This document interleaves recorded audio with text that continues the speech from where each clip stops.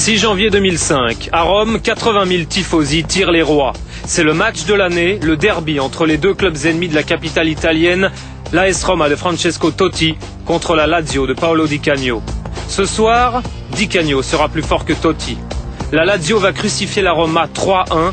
Voilà ce que montre la télé, l'enfant du pays qui triomphe. Ce qu'elle ne montre pas, c'est l'après-match. Di Canio va remercier la tribune nord, celle des fameux irriducibili, les irréductibles de la Lazio. Et là, devant les photographes, il se lâche. Un salut fasciste comme au bon vieux temps de Benito Mussolini, le Duce. Le lendemain, tollé général dans les médias du pays. Di Canio fait le mort alors son boss prend sa défense. Nous l'avons rencontré cette semaine au Stade Olimpico. Ici, à Rome, même avant la période fasciste, les habitants de la ville se saluaient de la même manière. Moi, je fais pareil. Tout le monde, quand on se voit, on se salue de cette façon. C'est pas un geste politique. Un simple coucou au public. Le boss ne lâche pas son poulain. Primo parce que lui-même est proche de la droite conservatrice. Secondo parce que la Lazio croule sous les dettes financières. Di Canio, la star, rapporte beaucoup d'argent. En tout cas, le salut est allé droit au cœur de la petite fille du Duce, Alessandra Mussolini, chef d'un parti d'extrême droite. Une courte déclaration, c'était un très beau salut romain, cela m'a fait plaisir. C'est pas grave. Parfois, les joueurs lèvent le poing, comme le faisait Che Guevara.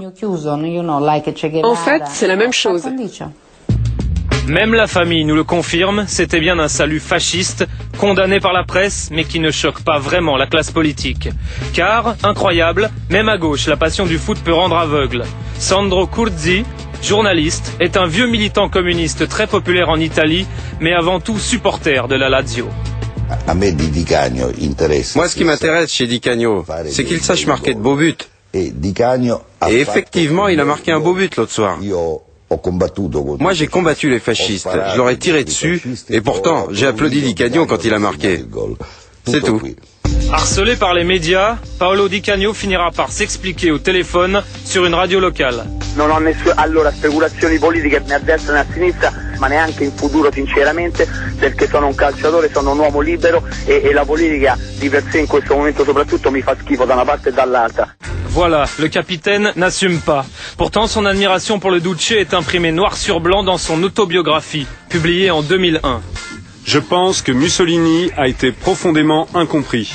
J'admire la manière avec laquelle il a bâti son pouvoir. Je suis fasciné par sa façon de l'avoir exercé et consolidé.